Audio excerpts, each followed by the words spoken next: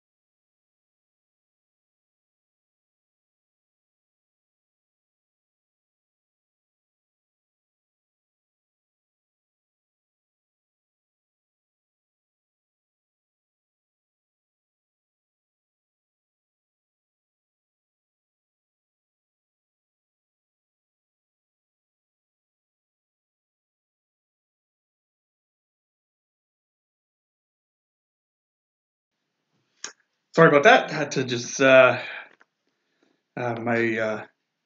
mother-in-law lives with us, and today's her day to use the car. She goes out and does all of her errands, so I just had to. The keys for the car were in my pocket, so I had to give her those.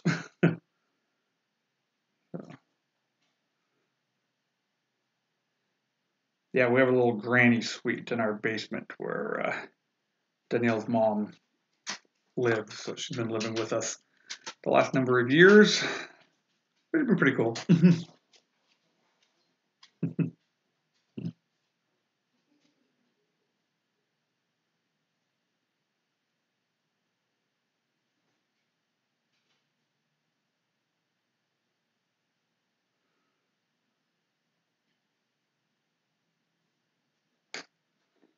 So we picked up our tickets yesterday for Avengers Endgame.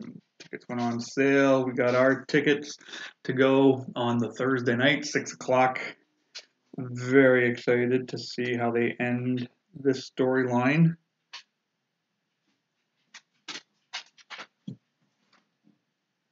I know there's all this chatter that there's all this worry that Captain Marvel's going to be, the key player. I really don't think they're going to go there. I don't think the Russo brothers are that stupid, and they've been building into these characters for so long, especially Captain America. Like, look at everything they've done with Cap. There's no way they're just going to throw that all away and Captain Marvel just pop in, take care of everything. So I'm not worried about that at all. I think it's going to be epic. Epic, epic, epic.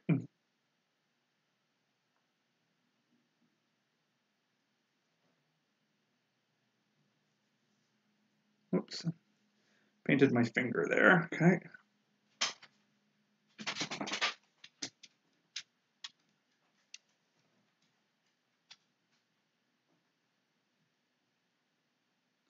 Kind of funny. I set up the second camera here so I could talk to people and then realize you just get a good shot of my bald head for most of it. Oh, you're actually not going to go see it there, Nico? You're not going to go see Star Wars, Avengers Endgame? We'll see. Maybe I'll get my son back onto my channel here like I did for Captain Marvel and we'll nitpick it and tear it apart together, which is fun. That is one of the cool things about the age that my kids are at now, like, 18 and 16. It's like, man, they're like total independent human beings now, which is really cool with their own opinions and their own beliefs and their own thoughts. And it's cool to see where they align with mine and where they're different. And it's just really cool to discuss those things. So, okay, we got that, we got that. Okay, got one more guy here to do a couple little details on. And then we're going to do the boots, we're going to do the belts, and then we're going to do some washing and see how that all pans out and works.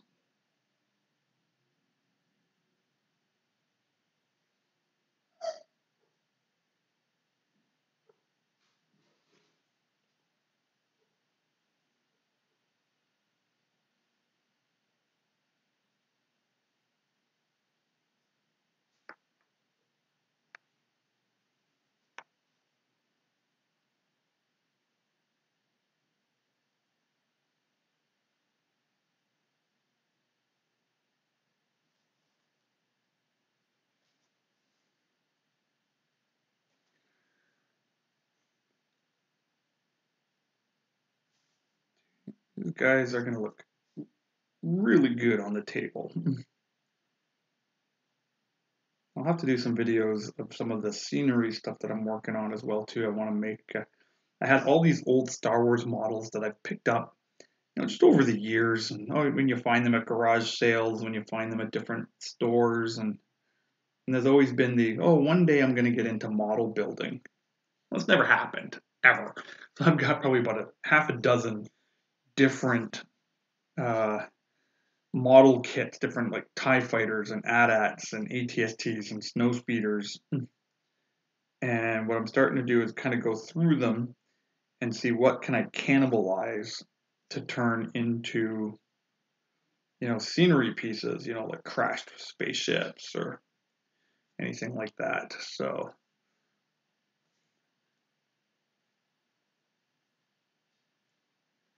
originally I was thinking I wanted to make like an Endor table, is what I was thinking. But now with the announcement of the Clone Wars, I think I'm going to wait until that is released and make a more kind of permanent gaming table. So when people come to the house and play, we'd use that kind of based on either Geonosis or one of the other major Clone War battles. We'll see what I come up with.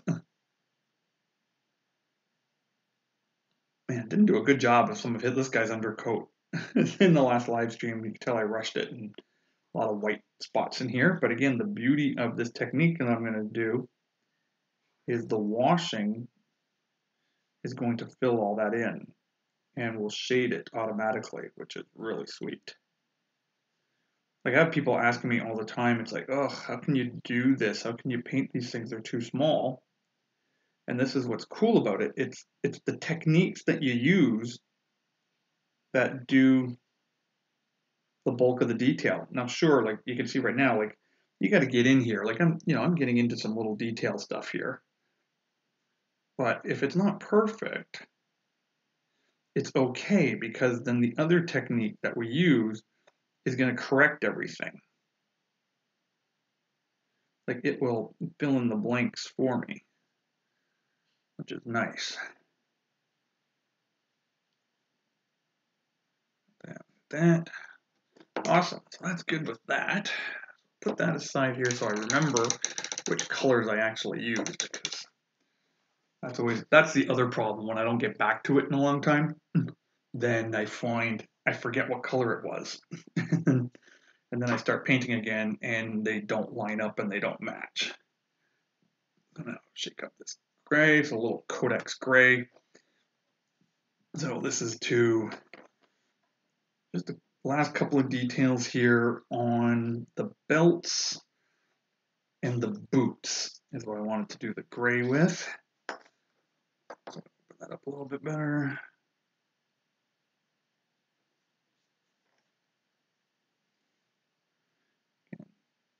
Boots are nice and easy because if you hit the base, who cares? Because that's all going to be taken care of later.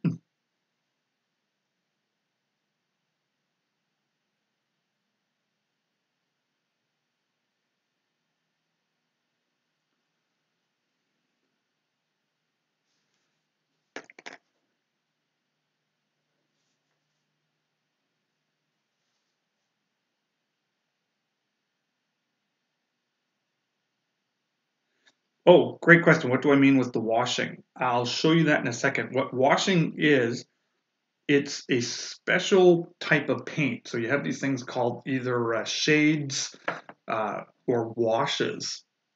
And it's a watered, very watered down type of paint that when you paint it, like so when I paint these, the color goes on nice and solid. But when you paint with a wash, because it's so thin, it just kind of fills in all the little cracks, like basically, so all the little nooks and crannies that are on a miniature, the wash paint fills those in. So it shades your primary color, but it's what kind of makes the miniature pop. It's what kind of brings out the highlights of it, because of the fact that it makes the recesses, the insides, where the gap, like where the crevices are on the miniature, it makes them darker or a different color. So it's kind of like, think of it almost like how you would highlight something, instead of like, you paint everything dark first and then try to highlight it. It's kind of the opposite, is you just paint your base color first, and then the wash fills it all in and blends it and makes it, again, really, really nice. Got that. What color is that? That I gotta redo. I didn't paint the little lip part on the caps on the helmets as well, so I'll do those in a second.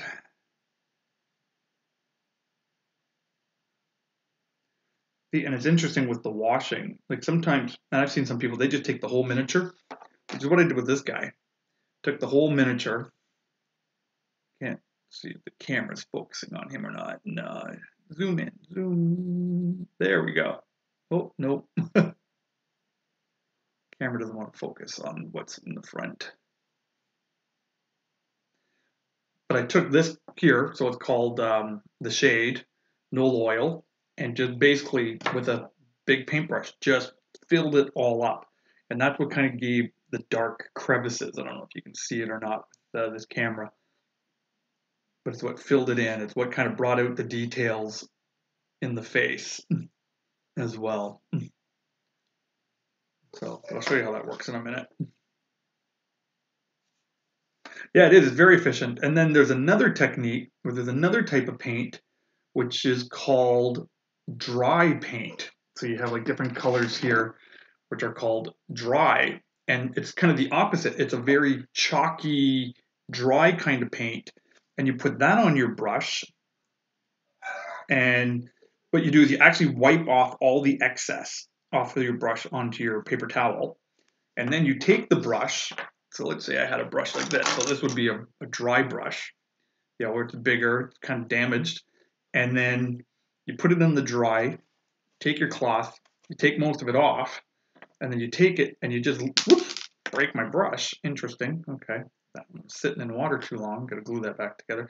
And basically, you take this, and I haven't done it on this guy yet, and you just hit it like this. And what it will do is all the raised areas, it will just put a light coat of paint on that. So if you think of like a miniature where it's got paint in the crevices, well, the brush would just hit the highlighted areas, and then again, pow, kind of highlights them and brings it, really makes it pop, really brings it to life. And so it's a great, simple technique to get really well painted miniatures. And so this is why I tell people all the time when they see a game like this, they're like, oh, I can never get into it because I can never play this game because I can never paint them.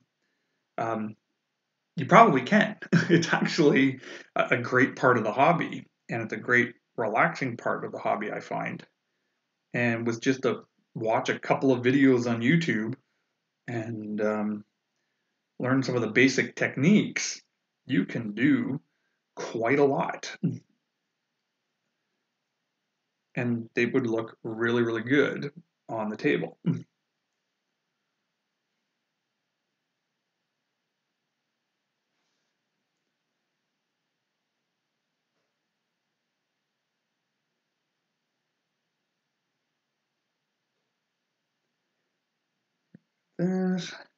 What time is it? Almost noon, man. Hoping to get a little further along today, but almost there. We'll get these boots done, we'll get the belts done, and then we'll start doing a first layer of washing on these. The wash does take a little bit more time to dry, so that's kind of the beauty of, this assembly line approach is while it's drying, you can move on to something else. And what I tend to do when I'm doing a project like this is have multiple things ready to go at different stages. So I'd have, these rebel troopers, at one stage, stormtroopers at another stage, and other models that I've got kind of in my box just down over here, which you can't see. It's off camera. And just constantly have things at different stages. So while I'm waiting for glue to dry, waiting for paint to dry, I can keep going. Because again, just with life, sometimes I've got a couple of hours to spare and I could do something. But if I have to wait forever for things to dry, it's a little discouraging because then I've lost those 2 hours and then I may not get that time again anytime soon. So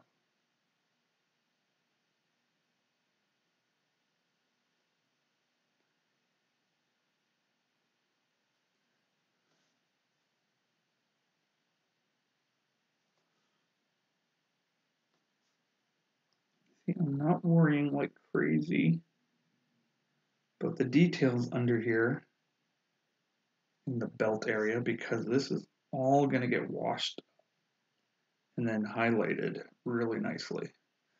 And like I said, it'll just fill in all those gaps for me.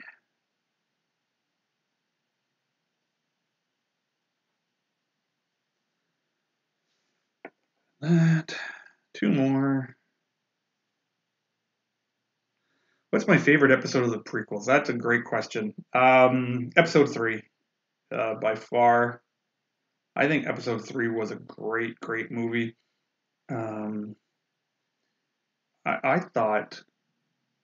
actually thought Hayden Christensen was amazing as Anakin Skywalker in episode 3. Ewan McGregor as Obi-Wan Kenobi, man, he just nailed it. He gets a lot of credit, but he doesn't get enough credit for that. The fact that Obi-Wan Kenobi wasn't the very first standalone Star Wars movie made out of the gate just shows how silly the powers that be are. It's like, oh yeah, let's do a solo movie. Let's do Rogue One that has nothing to do with nothing. When you got Ewan McGregor sitting on the sidelines, ready to do another Star Wars movie, and the fans just going crazy over it, would have been no brainer. They could have made their $4 billion back in one movie. But I digress. So yeah, episode 3, definitely my favorite movie of the prequels.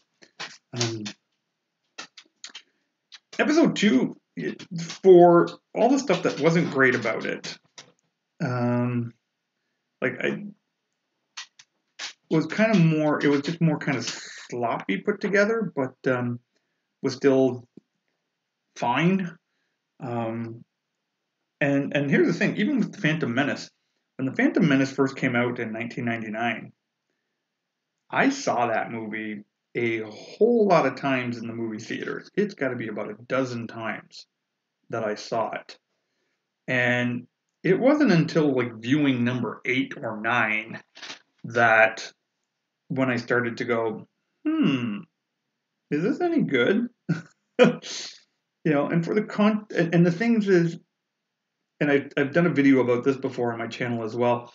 It wasn't so much that it wasn't good.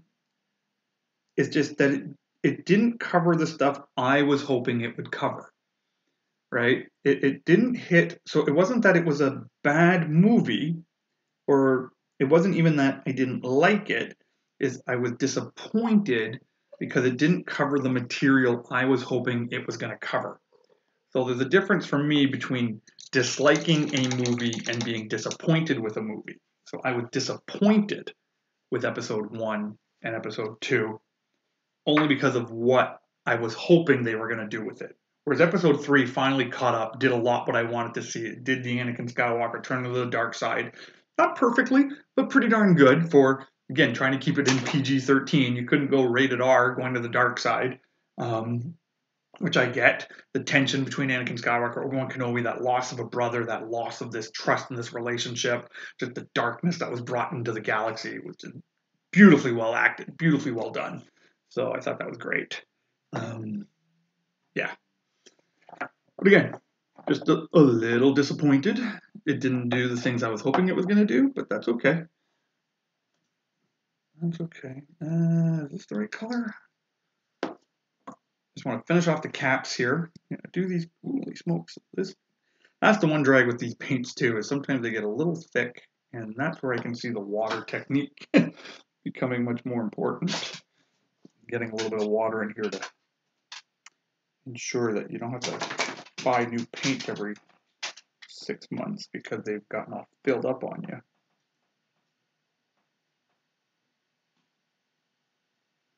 Or they've gone hard on you, I mean, sorry.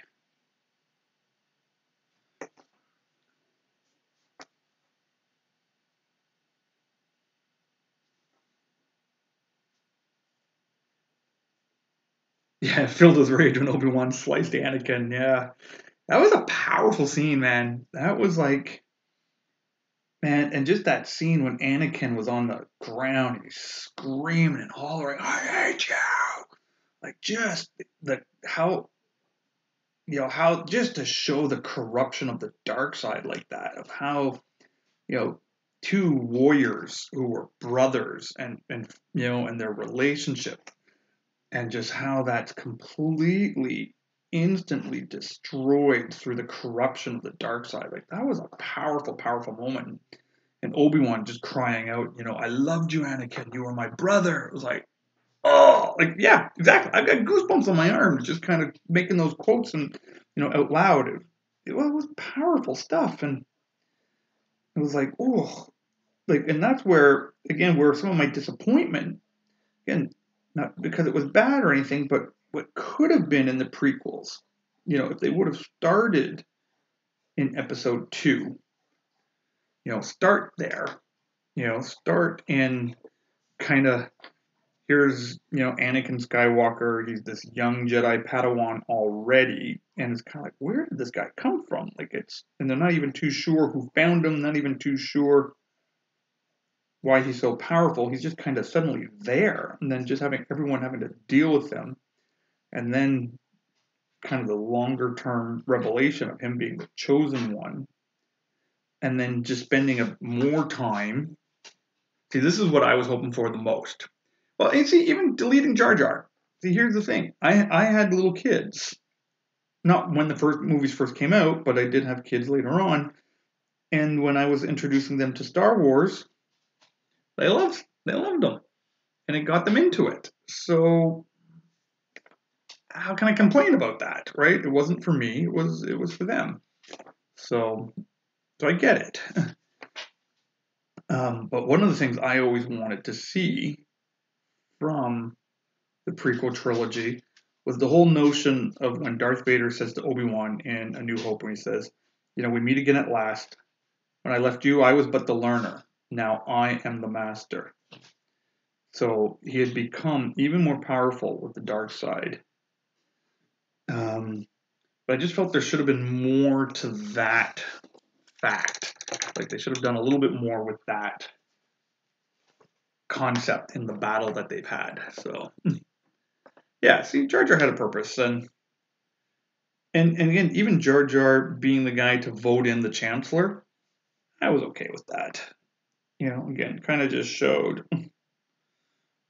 just showed how manipulated everybody was by Palpatine, even the most pure and innocent. So if you really think of, of Jar Jar as kind of this living embodiment of these innocent cultures and being taken advantage of by the politicians and the corrupt, which again was a little bit of the social commentary that George Lucas did. Like it's interesting. Star Wars has always had social commentary in it.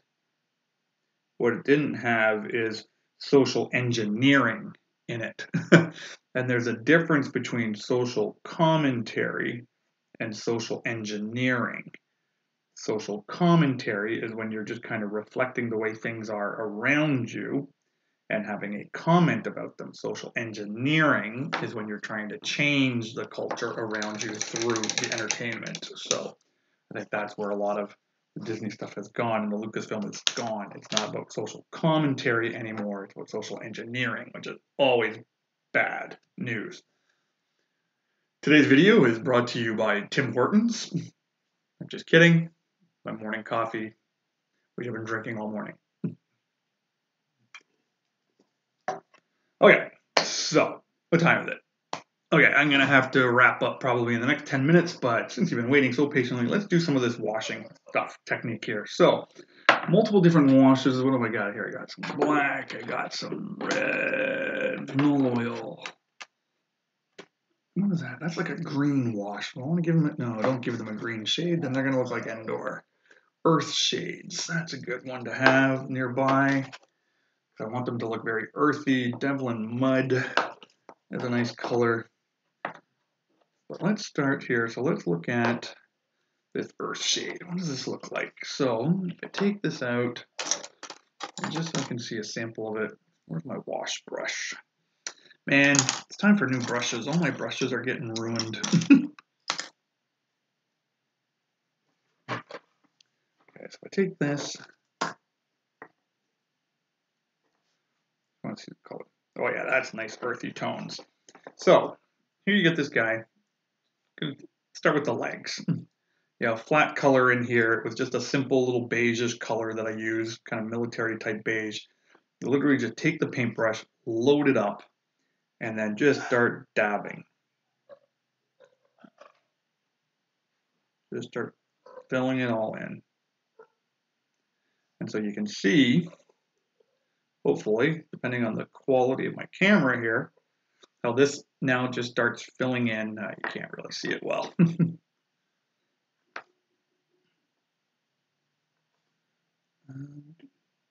It starts filling in all the gaps. It changes the color, gives it a little bit more of a darker tone, which is great.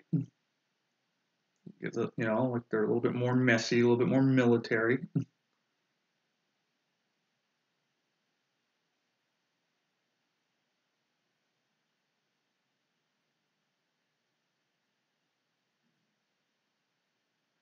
I'll go all the way. We'll do the boots this color too.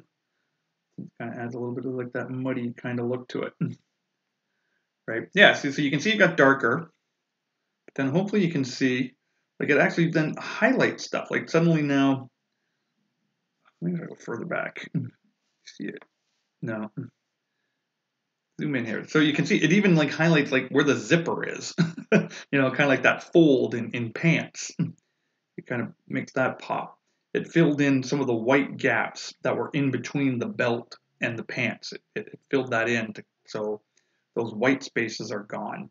It's highlighted the pockets that are along the side of the pants so much better, right? So it really, really brings it alive. And so kind of same thing. So if I do it up here in the helmet, so you can see it's kind of just one shade here. Well, as soon as you do this, now all the details of the helmet just really come to life. All the lights, all the stripes that are in there, all the highlight in the little parts here on the side of the helmet, the ear flaps, all start suddenly, being seen. You can see all the details, and it just really does an amazing job. Love shading, so like the backpack as well. I just kind of hit it with this. And pockets, just all the details start standing out. Fills in the crevices, adds some shading in there. And really, really makes a big difference. Hit the gloves a bit. Suddenly now you can see the fingers and all that. Look at that. This guy here.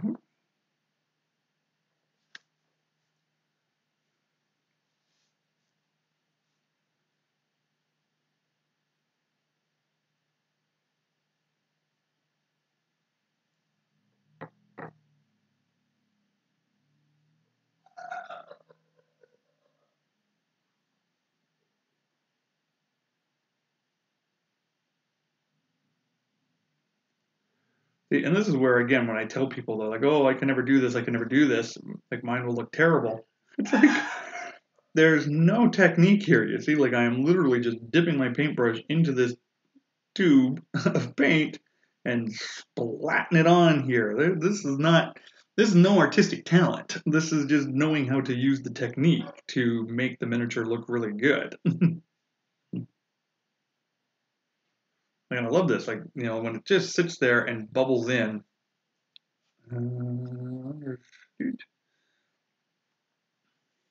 Let's see, can I get this to show? Focus, focus, focus. No.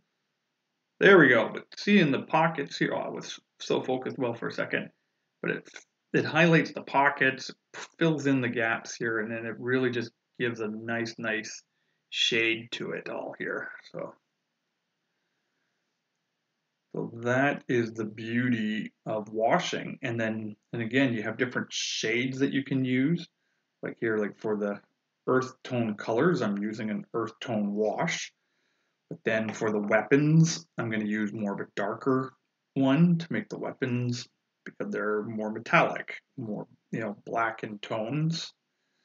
For the skin, so for the face, I'll use the skin tone washes so that it will highlight and bring out the details of the face. Maybe for these jackets, I might actually use that green tone one after all, I guess, I don't want it to look too Endor-y, but the paint that I use does kind of have a little bit of that look and feel to it. So, oops, I forgot to do that guy's hat.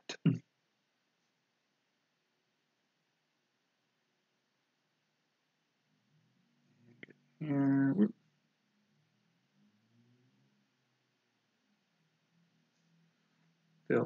Covers all of my mistakes. That's why I always say washing covers a multitude of painting sins, which is awesome.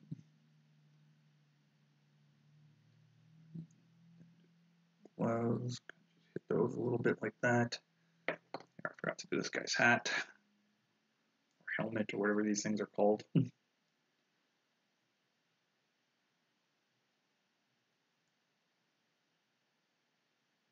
And depending on the area I'm working in, I could have used a smaller brush so I have a little bit more control where it's going.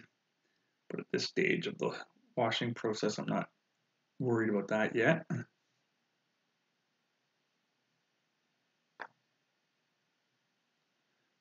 But when I get into the face, then I definitely will.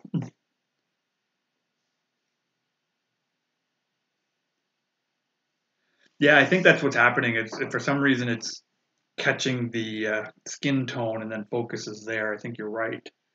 There's actually more camera settings that are there, and I was playing around with it before I actually went live of turning off the autofocus. So if I actually find a good placement for my hands for these types of videos, if I turn off the autofocus, then I won't get the jumping around, and I can control the focus. But it's kind of hard for me to control the camera and paint and chat all at the same time. I can barely chew gum and walk at the same time, so so we'll get there one day. We'll get there. Still new to this whole YouTube thing, live streaming thing, and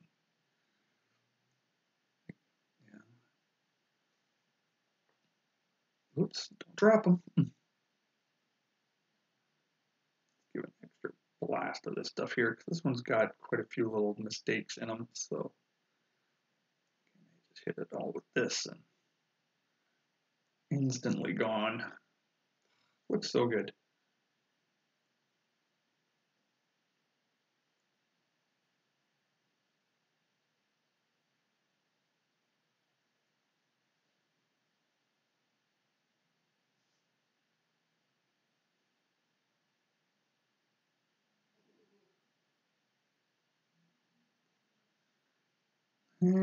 That.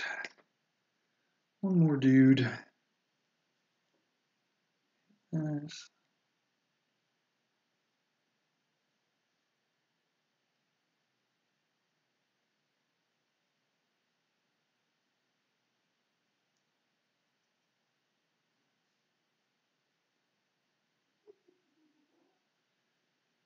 And then what I would do once this is dry, then again find another one of my dry paints that are like on kind of the same type of color palette, you know, like a lighter version of this shade, and then just give it a dry brush.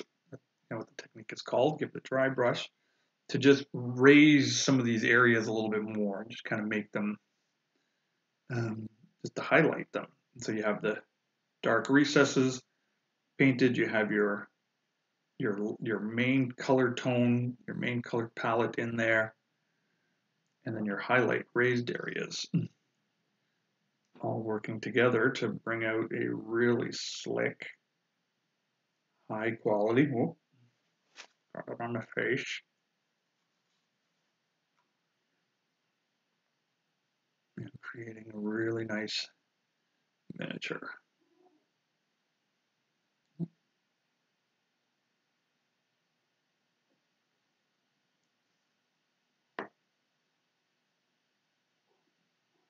Actually running out of this color, I'll have to pick up some more soon.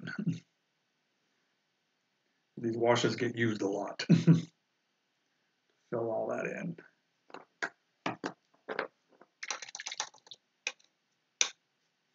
Yeah, true, I'm not Ray, exactly. Can't do everything.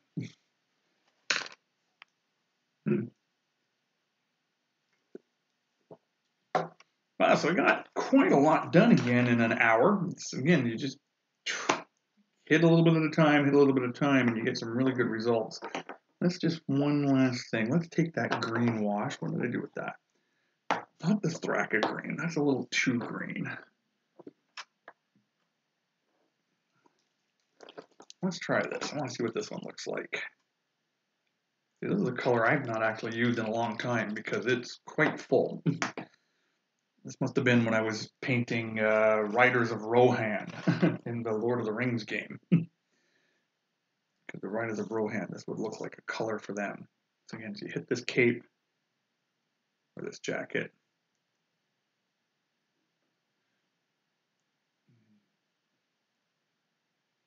Fills in the crevices. So basically in the jacket here, you got these major folds. So the paint just naturally runs into those because it is so watered down. And then just makes an amazing shadow effect on this guy's trench coat here. Yeah, I like that a lot. It is a little Endory, but that's okay.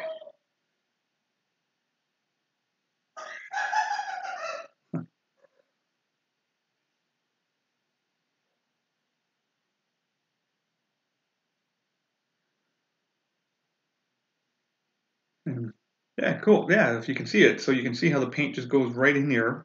No talent. No talent, no effort. And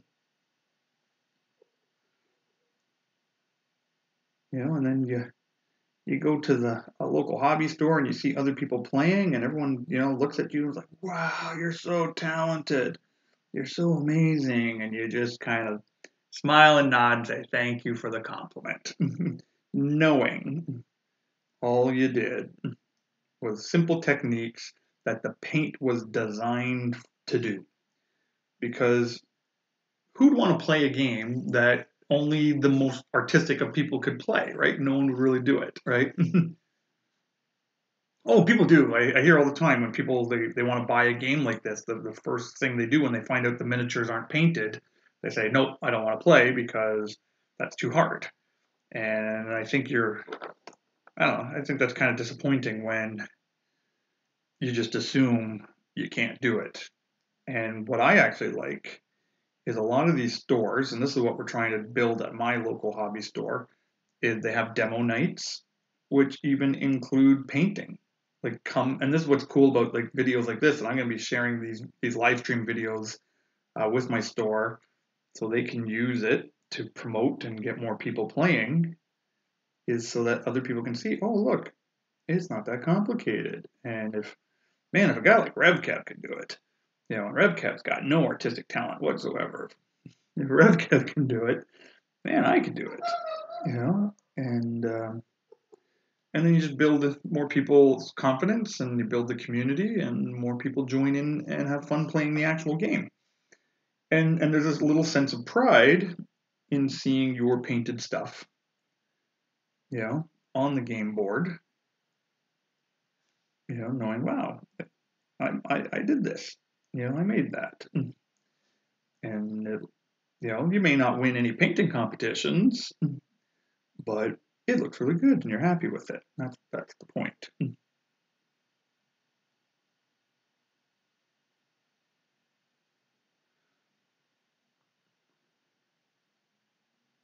Well, that's true too. Some people do just want everything done for them, and there is definitely some of that. But I think for the most part, I think people are just afraid um, because the game. I mean, the game's not cheap. I mean, here in Canada, a starter box cost me $120. So I guess what US it was something like $80-90 US. So if you're going to spend $100, you don't want to spend $100 on something and then ruin it. Right? So it kind of makes sense. You don't want to spend that kind of money on something and then it's just totally, totally ruined. So I get the fear behind it. I get well, you know what? I'll play X-Wing instead, or I'll play Armada instead because the miniatures are already painted. And if you're a gamer type, well, then you just feel like you can just jump into the game and not have to worry about this hobby side of the game. But the beauty is, if you give it a shot, you may find out you've got some skill set in this after all. Yeah. Yeah, it was $120 Canadian. Like I said, $120 Canadian for the starter set. But in the starter set, you had all the rules, you had all the cards, you had, 2 squads of stormtroopers, 2 squads of rebels. Let me grab the box here. What else did you get in here too? You had this, I can't remember what this thing is called, this ATRST something, I don't know, for the rebels.